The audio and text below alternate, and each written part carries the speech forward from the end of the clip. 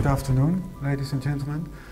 First of all, I want to thank the organizers for giving me the opportunity to present our research project, Culture in the Mirror, to you. And I want to thank them more specifically for the fact that they allowed me to bring 10 master students with me who are there. They are all studying in the program Arts, Cognition and Education, which is a one-year master program at the University of Groningen. And I thought that a meeting like this one would be very interesting for them because, of course, I hope that at least some of them will find jobs like yours. So in the train, I told them, ask these people about what they are doing and what they are interested in and what they need, because that's maybe for you interesting in view of your future. So now I ask you, if they ask you something, please answer them as honestly as you can. Okay, well, my talk this afternoon will be about this research project, Culture in the Mirror. It's a 4-year project. It started in 2009. We are now a little over halfway. It will be rounded off in 2013. And, well, I will try to give you some ideas about why we did it, how it's going, and what could be the expected results. I hope you don't mind. Well, it will be a little bit also a kind of theoretical presentation, but I hope you don't mind. And if you really think that something is escaping you or you don't get it, please ask me. It can be interesting sometimes to have some interaction in a lecture, if it's not bringing us too far from the main road, but that's my responsibility. Okay, I will first tell you something about the background. Why did we do this research? Why was it started in the first place?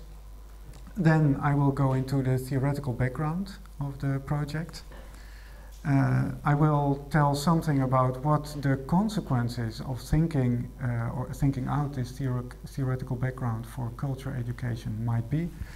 And then I will round off with a view on the empirical research we are doing. Why did we start this research project in the first place? Well, the main goal was to provide clarity on the contents of culture education. And this has something to do, but is not only related to the Bamford report that was published in 2007 in the Netherlands, and a similar report was also published in Flanders, in which Anne Bamford concluded on the basis of a broad survey of culture education in the Netherlands that culture education in the Netherlands is okay, it's fine, it's well done, there's a lot of money invested in it, quality is high, but, of course there's always a but, it lacks coherence.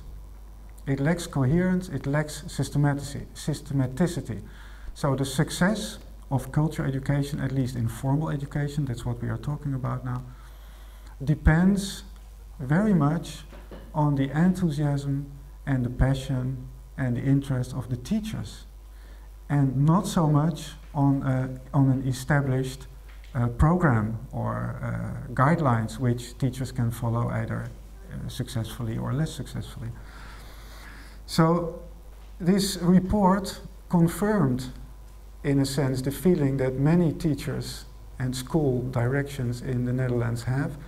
That is that they feel culture education is important, people are enthusiastic about it, but it's not always very clear how it should be done, how it relates to other aspects of the curriculum, what are the grounds on which it should be defended. So there is a lack, which was brought to the fore by this report, but which existed also before the report. There is a lack of grounding.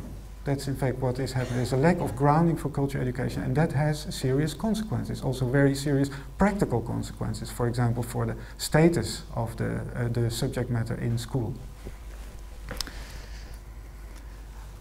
One other problem which we signaled was that, and this may have to do in part with the specific Dutch situation, that is that in the Netherlands we speak about culture education and not so much about arts education, or not any longer. Nowadays we speak about culture education, where once, and that's not that long ago, we spoke about arts education or artistic formation.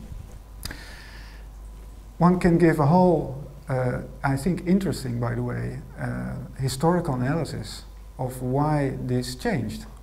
Sometimes a terminological change can be very revealing about underlying, let's say for example, ideological or political changes. But to cut things short, nowadays culture education covers a number of fields. It covers, of course, arts education. Arts education is still probably the main thing people think about when they talk about culture education, but that's not the only thing. Culture education also refers to media education, and it refers to heritage education. Sometimes it may even refer to citizenship education. And the question, and this is again a very practical question also for teachers and for schools, is how do these fields relate to each other? And also who should teach them? Because the traditional arts education teacher can eventually do media education, but he was never trained in that field, so he must know or she must know how to do it. And what is it exactly? Also the relation between arts and heritage, at least in the Netherlands, is not always unproblematic. Some art is obviously heritage, some heritage is art, but not all art is heritage and not all heritage is art. So how do we relate arts education and heritage? And this can become very, very practical and concrete when in a school the number of hours has to be divided between arts education and cultural heritage education. And who is teaching it? So on the one hand, we have this, in a sense, broad theoretical ideological problem. How does media or how do media relate to art? Everybody has ideas about it. Or how does art relate to heritage? Everybody has ideas about it. And on the other hand, very concrete practical matters. How many hours in teaching, for example, in a primary school are devoted to heritage, to art, etc. And who has to teach it? So the second goal was, apart from providing clarity, and of course the two things relate to each other, was to try to find some coherence, try to find or to give some coherence to these different fields that are brought under this one umbrella of culture education. A third very, very important point, which we discovered in previous research, that is something that teachers and schools feel a strong need for, is the idea of a continuous curriculum in arts education.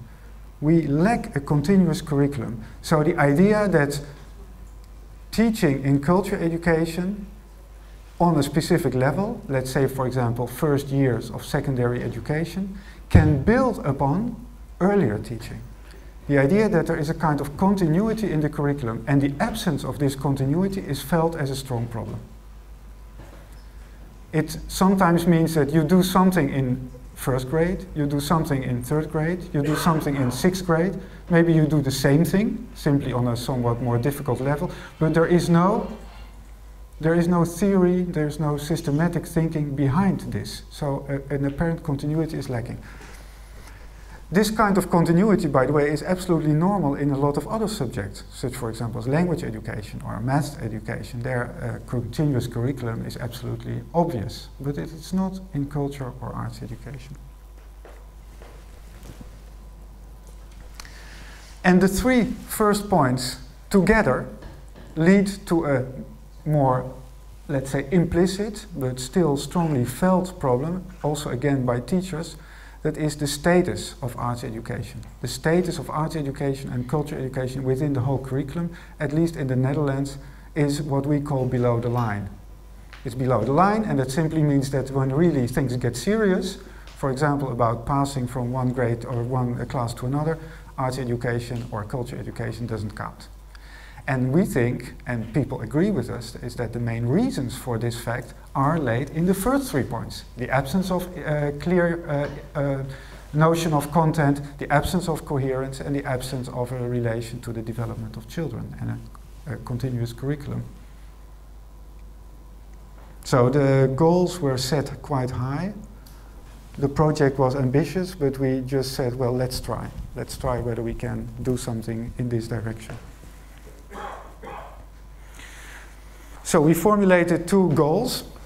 First, what we want to do, and I can say that by now we did that.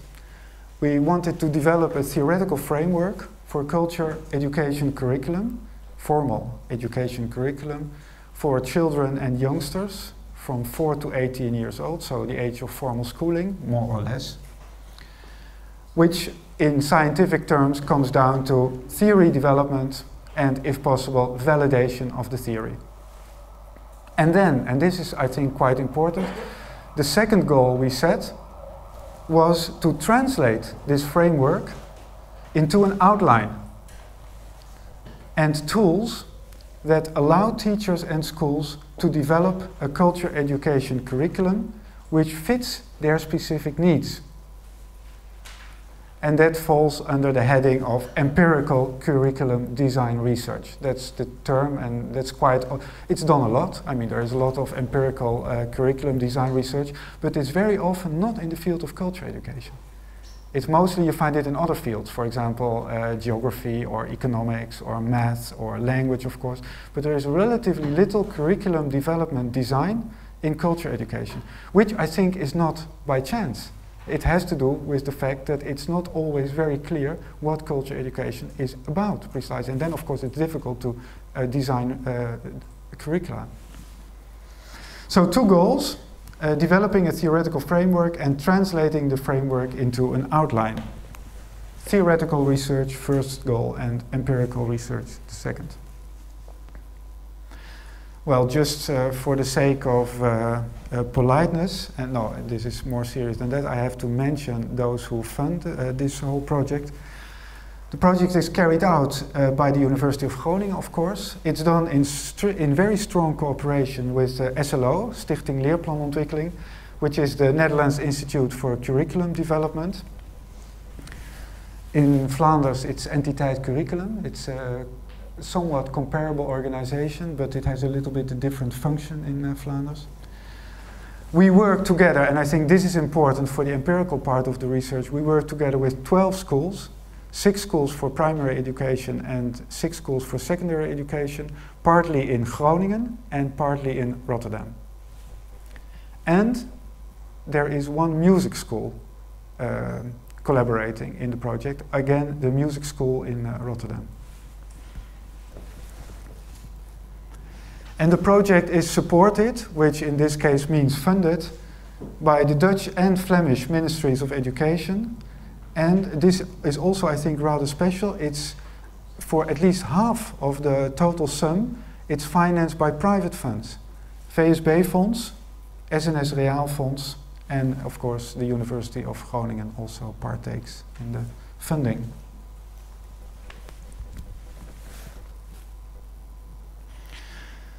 Okay, before I turn to the empirical research, I want to tell you something about the theoretical background of the project. What grounds the theory?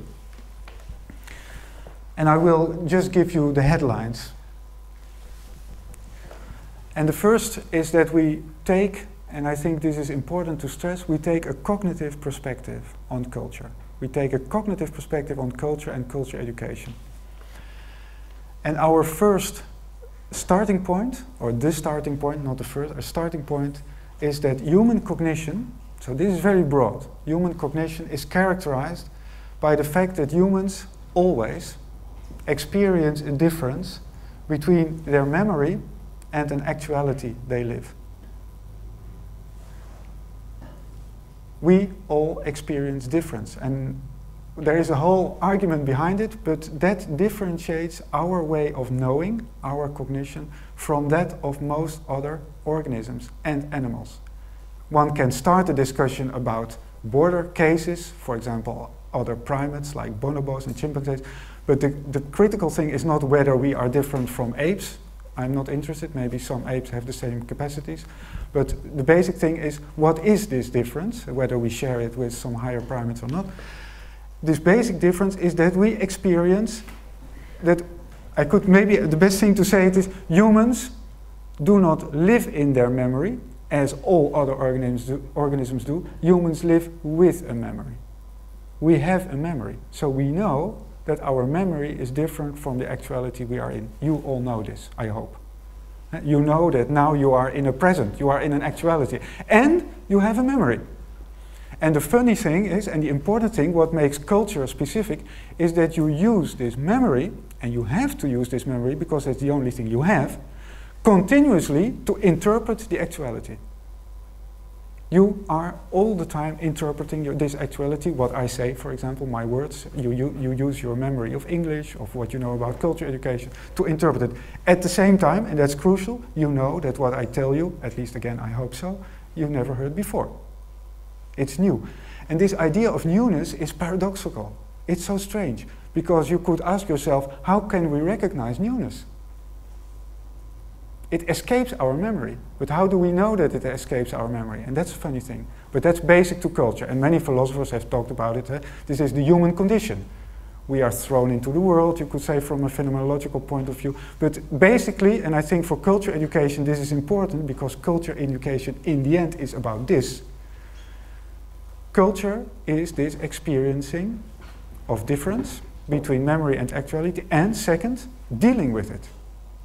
Dealing with the difference, because we cannot let the difference be. We have to do something with it.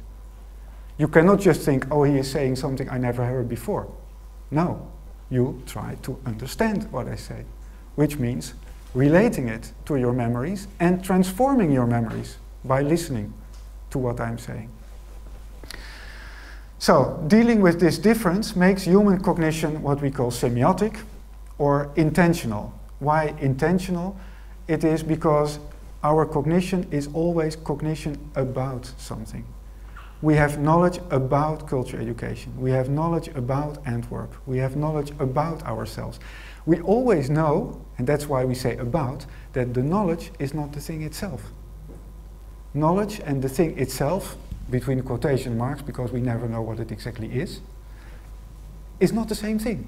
We always have this discrepancy. Our knowledge is not the world, as in most animals, their knowledge is the world. No, our knowledge is about the world. That's the basis idea of intentionality. Intentionality simply means being about. So, and I realize very well that this is in one sentence a kind of broad anthropological and partly also philosophical argument, but it leads to the point that we say culture, in its most broad anthropological sense, is this cognitive process in which memories are used to deal with an ever-changing reality. That's the basic idea.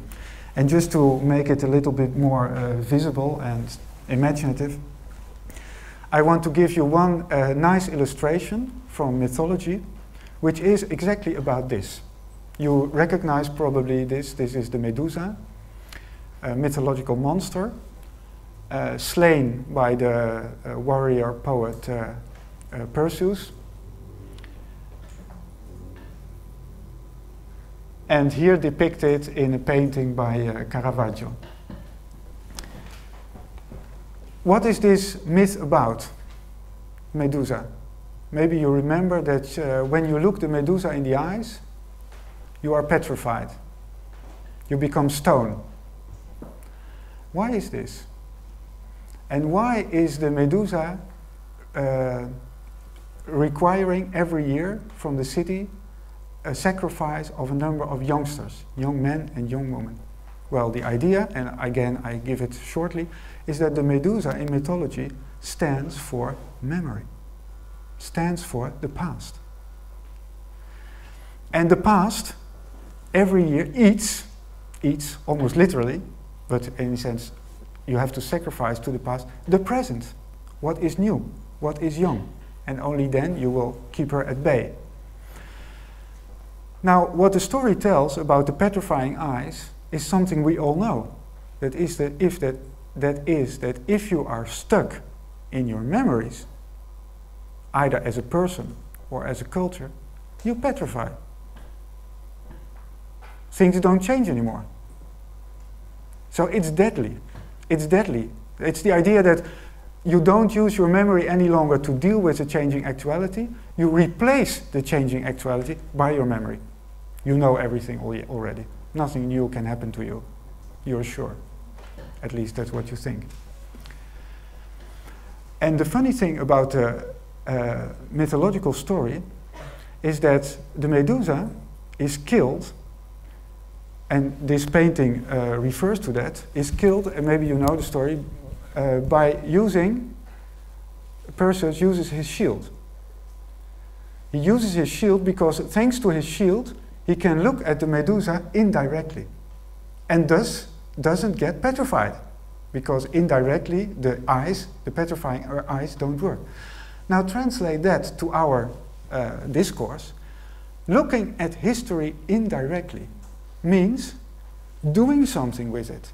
For example, telling stories, using metaphors, art, for example. So using the material of history, but not directly, not being fixated by it, but indirectly, in creative forms. And that's exactly what the poet does, that's why he's a poet, and that's what Caravaggio does, again. So the myth tells us something about the dangers of a memory that can eventually override or discard completely actuality. And there's one more funny thing about this painting, that is that Caravaggio, by the way, you know, he did it, this painting looks flat, but it's not. Huh? It's a convex surface, and he did a trick. It seems like flat, but it's not. It's concave, it's a shield. But the funny thing here, or one more funny thing, is that Caravaggio reflected deeply on this whole myth of the Medusa and painted the Medusa as himself. This is an autobiographical portrait. It's a self-portrait.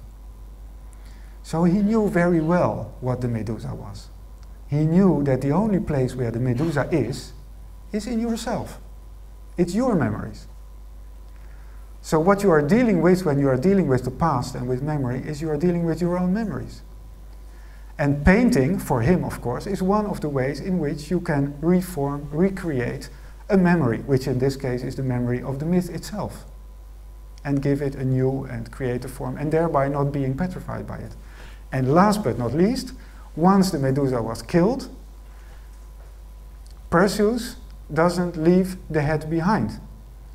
He takes it from, there's this famous statue in Florence where you see him standing with the head of the Medusa, with the face turned away from him, because he knew, and now I translate it again in our contemporary discourse, he knew that memory is important.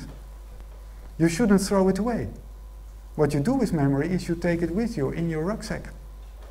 That's where it belongs. And whenever you need it, you take it and you fixate reality. That's what memory is for. Memory is to fixate reality. Temporarily. Because then you have to change. Okay, so this just as an illustration of my main argument that culture is about using your memories in order to deal with actuality. How do we do so? Well, we do so with 4 cognitive strategies.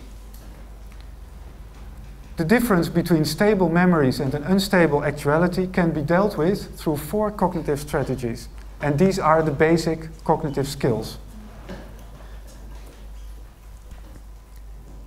First, perception. That's the most simple one. We see, we hear, we touch. The second one, the one used by Perseus, is imagination. We can think about possible realities, possibilities, new developments, new artifacts, etc. Third one, very strong, is conceptualization. Change is fixed by putting a concept on it, a term. This is a conference, tak. There we have it. Change is no longer important. We know it's a conference, so we need a concept. And the fourth strategy is analysis. Analyzing a situation in terms of its constituting structures. These 4 strategies are not chosen at random. They have a systematic logic. I won't go too far in it, but what you see here is that perception and imagination share the fact that they work with concrete episodic memories. Concrete memories. What you perceive and what you imagine are concrete images, analysis and conceptualization both use abstract memories, words, structures, models. But on the other hand, perception and analysis are both forms of accommodation, which means that with perception and analysis we accommodate to reality. We let reality determine our cognition, whereas imagination and conceptualization is just the other way around. They are forms of assimilation. That is, through imagination and conceptualization, we influence reality. So there are two directions. Perception and analysis is from reality to cognition. Imagination and conceptualization is from cognition to reality. The terms here, accommodation and assimilation, or sensory and motor, refer to the Piagetian, for those of you who know it, the model of Piaget, cognition as adaptation. Human cognition, and cognition in general, is a process of continuous adaptation, back and forth from knowledge to reality. Accommodation, knowledge is influenced by reality. Assimilation, knowledge influences reality. And last but not least, there is a logic of sequence in it. All human cognition starts with perception. We always start perceiving. We cannot jump over it. Eventually, we start to imagine things. Again, as one step further, we bring conceptualization in, and in the end, there is also a possibility of analysis. This is a necessary sequence, but the sequence is not always followed all the way through. Most of the time, we simply stop here. Perception is enough. Sometimes we go one step further. Even less often we go to conceptualization, and analysis is very seldom, at least in our culture. And there is one other thing which is important in relation to education, and that is that perception and imagination and even conceptualization seem to be innate capacities. These capacities come with children when they grow. Children start to perceive, of course. Nobody has to learn it to them. They become imaginative without anybody having to learn it. They even start, although there is the whole discussion of wolf children and the Kaspar-Hauser syndrome, but in general, at a certain age, children start to use language. But what is very funny is that analysis will never start if it's not taught.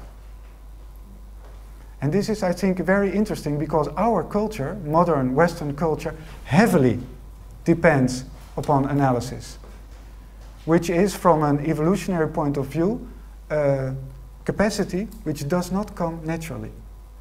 It has to be learned. So that's, yeah, it's an important point, I think. Anyway, let's go on. Very briefly, culture, as we have been discussing it now, this general process of relating memory to actuality, exists in 4 different types of media. Here they come, the media. Not in the sense of internet and newspapers, but media in the sense as bearers of culture. Culture always needs a medium. Without medium, no culture. This is, one could say, in a general sense, there are 2 ways in which the concept of medium is used. An Anglo-Saxon and a more continental German. The Anglo-Saxon meaning of the word media is internet, papers, film and photography. Whereas in Germany, the concept of media refers to a bearer. So the body can be a medium, or a building can be a medium. That's how we use the term. And we distinguish 4 types of media. First of all, the body. By the way, the body is needed for the first cognitive strategy, to perceive. If you want to perceive, you need your body. Second, big group of media, artifacts. All sorts of artifacts. From simple utensils to complex digital computers and musical instruments, for example. In order to make artifacts, you need the second important cognitive strategy, because all artifacts are the result of imagination. because no artifact exists in nature. So every artifact, from the most simple hammer, has to be imagined. So imagination is the cognitive strategy that underlies the second group of media, the use of the second group of media. Third group of media, languages. And of course, languages relate directly to the third important cognitive strategy, which is conceptualization. No concept without language, no language without concept. And then you can already discover for yourself what will be the fourth. All the graphic symbols. Evolutionarily, the latest media group we invented. It has been with us only very shortly in evolutionary terms, only some 40,000 years. Since 40,000 years we have graphic symbols. Before that we hadn't. And graphic symbols are basic for theoretical thinking. Because only when you have graphic symbols you can draw structures, models, schemas, etc. You cannot think a schema without a graphic symbol. In oral culture, schemas are impossible to conceptualize. You cannot think them because you need something, a rock or a piece of paper or a tree to draw upon. So 4 big groups of media, and here I think it becomes clear that culture education is necessarily, from this perspective, also media education. It's education about how these different media relate to different levels and types of culture. Body, artifacts, language and graphic symbols. In that order. So, what can we say already now? That's an intermezzo. The culture, if we talk about culture of children and adolescents, this encompasses, from our perspective, first of all, their memories. First thing, memories, all sorts of memories. Experiential memories, linguistic memories, etc. Then, a second important part of their culture is the changing actuality they live in. It's one of the questions we asked all our teachers in the schools we are working with. We said, do you know what is the actuality your children live in? And do you know what are the memories they use to deal with that actuality? Then, of course, the cognitive skills they possess. How do they perceive? How do they imagine? How do they conceptualize? And how do they analyze, if they do at all? And then, which media do they master? Do they master their body, for example? Very often they don't, or not very well. Do they master artifacts? Which artifacts? Do they master language? Which language and how well? And do they master analysis, or graphic symbols? So that's when we talk about the culture of children, this is a systematic account of what this culture could be. That's an answer to the question we got at the beginning for coherence, for content. What are you talking about when you talk about culture? Well, our answer is, this is what we are talking about. Memories, actuality, cognitive strategies, and media. Now we come to a crucial point in the argument, in the theoretical argument, that is that culture, this whole process that I've been describing to you, very often is about itself. We talk and we look and we play, etc., a lot about ourselves. We invest a lot of energy in culture about culture. And this is what we call cultural self-consciousness, or in jargon, metacognition. Culture about culture. Maybe this sounds strange and abstract, but in our daily lives, culture is full of it. Culture is full of metacognition. If you think about the news, for example, if you think about publicity, if you think about cabaret, if you think about all sorts of religions, ideologies, philosophy, it's all metacognition. It's all culture about culture. Culture in which we reflect upon ourselves, personally or collectively. And of course, one can discern the same 4 basic forms of self-consciousness, namely self-perception. We feel, look, listen to ourselves, for example, the news. Self-imagination, and there come the arts. Self-conceptualization or self-understanding, for example, in ideology, religion, philosophy. But one could also say commercial publicity, which is a very strong force of self-conceptualization, and self-analysis, as in cognitive science, for instance.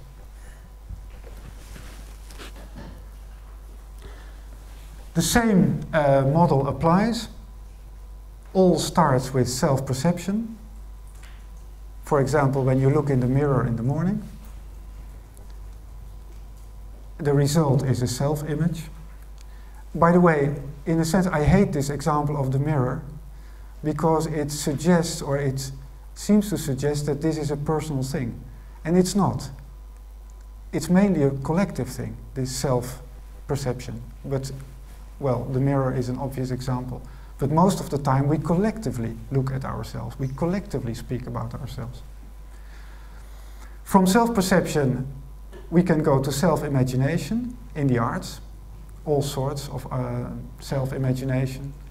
Self-conceptualization, where we talk about who we are. We are Dutch, we are Europeans, we are Flemish, we are leftist, rightist, we are men, we are women, we are etc., etc. Life is full of self-referential concepts. And of course, self-analysis. Who are we? Where do we come from? Where do we go to? Etc. The big questions. So, this is the heart of my talk, I think, because this provides the raison d'être, the reason why we do culture education in the first place. This cultural self-consciousness, culture about culture, is so important because it provides the basis for conscious action. Whenever we do something, apart from instinctual behavior, as when you draw your hand back because you burn it, but in general, when we act, talk, do whatever we do so on the basis of an explicit or implicit self-image, self-concept. Our self-consciousness determines how we act. So the main reason to do culture education is that you provide children and adolescents with a self-image. A self-image, and of course the word image is not completely correct because it should cover all the cognitive, so a self-image, a self-imagination, a self-concept, or more than one self-concept, and self-analysis, together giving them the self-conscious, because either way, they will always act, we will always act on the basis of our self-consciousness. So then the idea of education is then at least make sure that the self-consciousness is as complex and critical and multifaceted as possible. At least that would be a kind of democratic ideological standpoint. So cultural self-consciousness is so important because it provides the basis for conscious action, which is why, I think, by the way, this is to counter the idealistic side of the argument, all dictatorships are very interested in art and culture education, because they know this too. They know that you create, I mean, culture education as such is not positive or negative. How it's used is positive or negative, but in order to use it, it's good to know what you are talking about. You are talking about the self-consciousness of people, and with that about the basis of their acting. So, again, this self-consciousness is personal, of course, but it's mainly shared. It's, I think, if I would have to draw percentages, I would say it's 70 to 80% is shared, which is something you discover when you decide for yourself that you are going to go to a very special place this holiday. And when you arrive there, you discover that at least a number, and if you are Dutch, quite a big number, of compatriots had exactly the same very personal and creative idea about their holidays, and they are in exactly the same spot. So, you are less personal, we are less personal than we often want to think. And of course, it's in part human. There's a kind of general human capacity, at least, for self-consciousness. Now, and I think thus, therefore, that in culture education, and culture education from this perspective encompasses the arts, history, the study of society and philosophy. Cultural self-consciousness in all its dimensions and aspects is taught and developed. I think that's the heart of the matter. And from there on we can elaborate for the different aspects of cultural education, like for example arts education.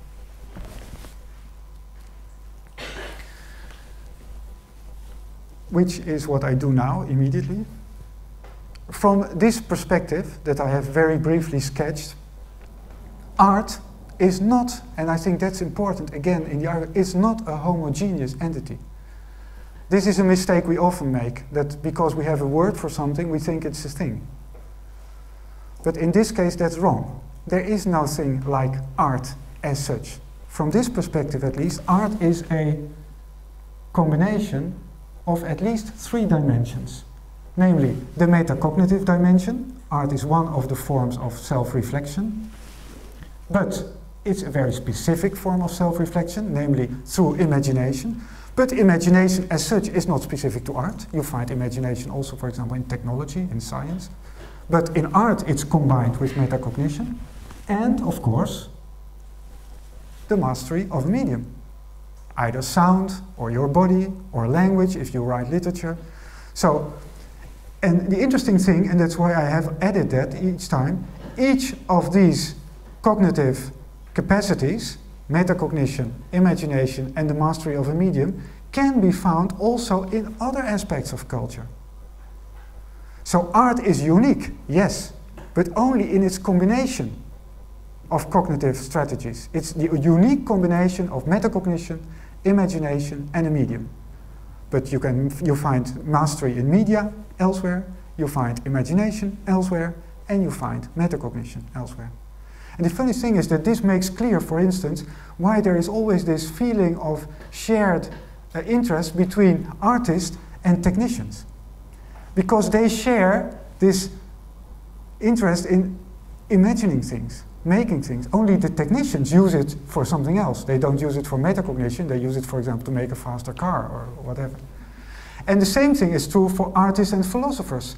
Artists and philosophers share their interest in reflection. Although the artist does it through imagination and the philosopher does it through conceptualization. But from this perspective, you can make clear to students that art has links, that is not an autonomous, isolated thing. It combines certain cognitive strategies, but by combining them, it also opens ways for contact. For example, with technical people, with philosophers, with, I don't know, politicians, or people who work with, oh, here, for example, the mastery of the medium, another interesting example. Dancers master the medium of the body, but so do sporters. So there is an interesting relation between dance and sport on that level, not on these 2 levels, because there they don't click at all. There is no click. Sporters don't understand. Well, I'm exaggerating, but I have in mind a school in Rotterdam where they teach sports and art together. And the ones who are good in sport always have very much difficulty with these 2 levels. They have no problem here at all. Because mastery of the body, that's what they recognize. Okay, so far for the arts. And just 2 examples in the same line as my first. Of course, because we are in Antwerp, I thought I cannot forget about Rubens, who also made a painting about the Medusa. And by the way in which he paints it, different from Caravaggio, you see that he interprets it differently. He interprets it differently from Caravaggio. For example, he doesn't interpret it in the same autobiographical way. And at least, and I'm not an art historian, but I got this from the interpretation in the literature. Apparently here, the head is, the woman, the Medusa, is dead. And that's the difference with Caravaggio, who depicts the head as alive. Oh. And of course, one can do that also in a different way. This is just from a site on the internet where somebody found it interesting to draw the Medusa and maybe interpret it again in a different way. But the basic idea behind it, of course, is that all these works can be interpreted in terms of this combination of self-consciousness, imagination, the way in which you do it, and mastery of a medium. And that allows us to talk about art in such a way that we can immediately and intrinsically relate it to other subjects, and not to treat it as an autonomous reality. Okay, which brings me to culture education. What are the consequences of this way of thinking, of this theoretical background for culture education? Well, now we already talked about the coherence and the contents, we talked about the role of the media. Now we can go to this third point that we raised in the beginning, namely the continuous curriculum. How can we develop a continuous curriculum? Well, from this perspective, we can answer that question, because we can say a curriculum of culture education should take into account the development in children of the capacity for cultural self-consciousness. And that is, I think I can say that quite certainly, that is something new. This has not been looked at before. The idea that culture education and a curriculum in culture education can become continuous and cumulative by relating it directly to the capacity in children and youngsters of this general capacity for self-reflection, either imaginatively or conceptual, etc., and in different media. And that's why this development of self-consciousness provides schools and teachers with a hold for an integrated and continuous curriculum for culture education.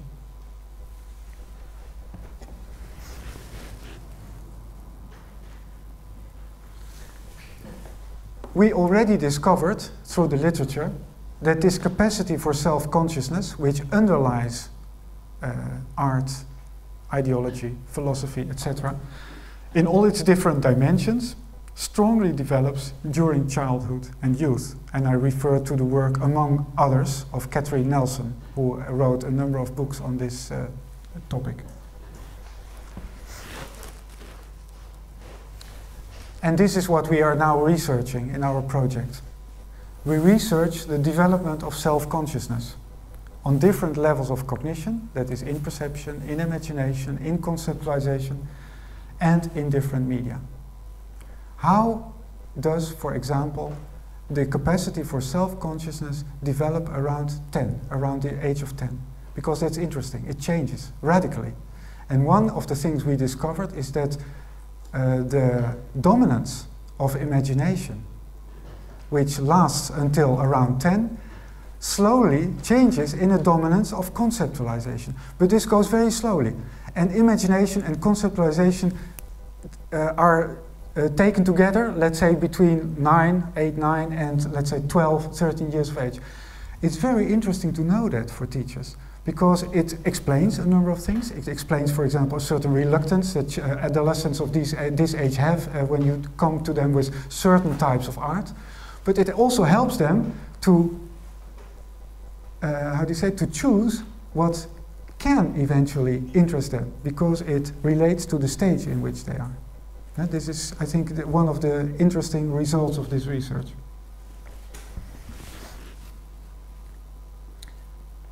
So, where are we now? This is a kind of recapitulation of the argument. As far as the contents is concerned, culture education is education in cultural self-consciousness. I think I have, at least I hope I have made clear why we think that's the case. Coherence. We distinguish 4 basic cognitive skills. We distinguish 2 levels of culture, namely first level and reflection upon culture, so self-consciousness. And we distinguish a variety of media, separated in 4 big groups. This structure gives coherence. This gives coherence because it means simply that a school or teachers can say, okay, let's see, which media did we cover? At what age? Which cognitive strategies did we cover? How did we relate the cognitive strategies to the media? And very important from a policy point of view, which strategies and which media do we want to cover? Because probably it's impossible to do everything within a school career. So we should choose. Maybe we have to choose. What do we choose and why? And finally, the development of self-consciousness in children and adolescents. That's what we have for the moment. And this brings me to the last aspect of my talk, which is the empirical research. How did we do it, or how are we doing it? As I said, we work together with 12 schools, 6 schools for primary education and 6 schools for secondary education. We have chosen the schools so as to have quite different kinds of schools, types of levels of education, and also, for example, we have schools in big cities, We have school in the country, I'd say, smaller cities. We have school for special education, we have school for normal, we have gymnasia, etc. So we have tried to spread it a little bit. And in these schools, teams of teachers work for 2 years with the framework as I have presented it now to you, briefly. And what we try is to develop tools together with the teachers. Tools that you can use in order to implement this framework in concrete situations. So that the school can develop a curriculum for culture education which dovetails, which fits nicely the context and the kind of children or adolescents that go to that school. What you should think about is, for example, a series of questions that teachers have to answer before they start at all. Questions which they have to answer about their children, for example. Questions they have to answer about the goals they want to achieve. Questions they have to discuss with their colleagues about the interrelation between culture education, the different aspects of culture education, and also culture education and other subjects in the curriculum. So we devise a whole, in a sense, it's a whole series, and it's quite a package of questions. Have you thought about that? Have you thought about that? How do you think about this?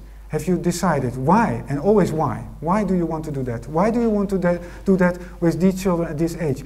And this is revealing. It may seem stupid, but it is revealing. But very often teachers have a good idea. They have a nice idea. Oh yeah, this is what I want to do. For example, we are going to do a project on fairy tales. Good idea. Fairy tales, culture, interesting. Okay. So, we ask a theater company to do fairy tales with us. And then we come in from Culture in the Mirror. And we are a pain in the ass, because we ask, why are you doing fairy tales? What fairy tales? Fairy tales with primary school. Okay, 7 year, 8 year, 9 year, 10 year, 11 year, 12 year. Is fairy tales the same for all these children? No, not at all. It's not at all the same thing. So what are you going to ask this theater company for? Etc., etc. How did they do fairy tales before? Do they know something about fairy tales? How does your project on fairy tales relate to other projects you did? Is it cumulative? You see, all these questions which in the beginning are very tiresome. Teachers, in a sense, hate it. They hate to have to answer all these questions. But once you get used to them, we have the impression that your culture education curriculum becomes much and much better. And at least you can argue quite clearly why you made certain choices. So this works in a normal design research way. The letters are relatively small, so I will just read. There's a first stage where the teachers get acquainted with the theory, a little bit like we did today, but then we take months to do it, and the literature in the background. Then they start designing a culture education curriculum for their own class, for example, for their school. That takes a lot of time. It's very difficult. Then, of course, they implement it. That's what is happening now. We are now in this phase of implementing it. And then it's evaluated, and we go through this cycle at least 3 times with every team. Sometimes 4 times, but in any case 3 times. And the idea is that by going through it 3 times, we improve the quality of the tools. And the idea is that after this cycle, next year, we will be able to present these tools in such a way that they can be used without help by other schools and other teachers. Now, just one example of how this works. In Groningen, we have a gymnasium where they also have, and for the Dutch people this will sound familiar, but I don't know whether for the others it's also recognizable. They have also a technasium. That's a gymnasium that has a special direction for certain students where they go into technology. But this technology is always offered in concrete context. So they get real assignments. They have a real, how do you say, they have to do something or to produce something which has to function in the real world. Now, one of our teams was in such a technasium school. It was 4th grade. So they were like, I think, 14, 15 years old. And the assignment was the following. this is a typically Dutch example. There is a biking path which goes from a little village outside the city of Groningen, where I come from and where the university is, Barend. There is a cycle path to Groningen, and it's used a lot, and it's apparently, there has been some research, apparently it's a very dangerous path, for all sorts of reasons, not necessarily because of robbers, but also because of the state of the asphalt and the absence of light and that sort of kind of thing. And the assignment the students from the school got is a real thing that has to be done. There must be, they have to design a shelter. They have to design a shelter which has to be built along this biking path in order to allow people, when it rains very heavily or when it's dark, to stay there, either to wait until the rain has gone or to wait for others with whom you can bike the path. So that's an idea. You wait in the shelter. When you have 2 or 3, then you go together. That feels more safe. Now this was a technical assignment. So the students had to devise a shelter which was vandalism proof, which was of course warm, etc. All technical, completely technical assignments. And then came in our team. And our team gave an extra assignment. They said, apart from designing a shelter which is good materially and technically, etc., reflect upon the shelter as a form of culture. Try to integrate this reflection in the design. So we tried to add culture education to the technological assignment. And we asked the children or the adolescents to reflect upon, why do you, for example, the assignment was, the shelter has to be vandalism proof. Why vandalism proof? Why are shelters always vandalized? Why is that necessary? So they had to reflect, and how can you integrate this reflection in the building from an architectural point of view, or maybe with information, etc. So it became a culture education assignment on top of the technical assignment. And it was very interesting because they are doing it now. This is what came up. All things they had not thought about before. The aesthetics of the shelter, very simple and general point, but also the meaning of shelter. Were there other shelters in history? What are shelters used for? How do they function most of the time? What creative means of expression do we have? How can we work with the materials, glass or concrete or maybe wood or material that comes from the region, etc. All the typical questions that pertain to a good architectural plan. And of course, the relation to the environment. If you build a shelter, shouldn't it be an integrated part of the environment? Yes, no, why, etc. So they are now, the students are now working on their designs, but what we found out is that by integrating culture education in this way to a technical assignment, the whole thing became a lot more, well, I would say, meaningful to the students. And by the way, also meaningful for the original, how do you say in English, opdrachtgevers? The one, yeah, after. The ones who gave the assignment, I mean the community of Barend and Groningen. They also found out that this is, in fact, makes the whole project more meaningful, also to them.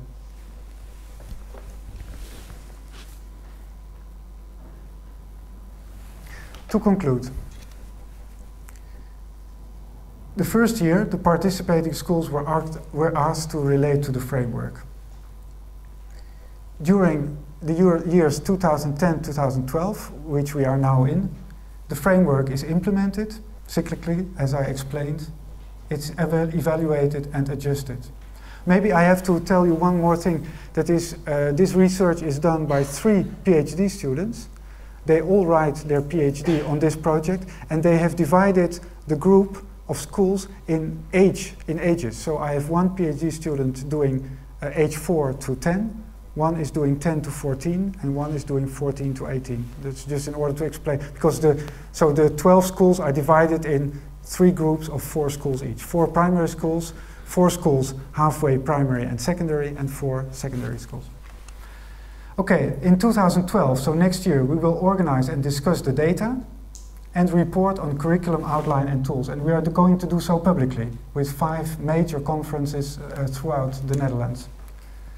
And early 2013, we expect to present the final results. That is the theoretical framework and the tools and the outline for the curriculum. Thank you very much.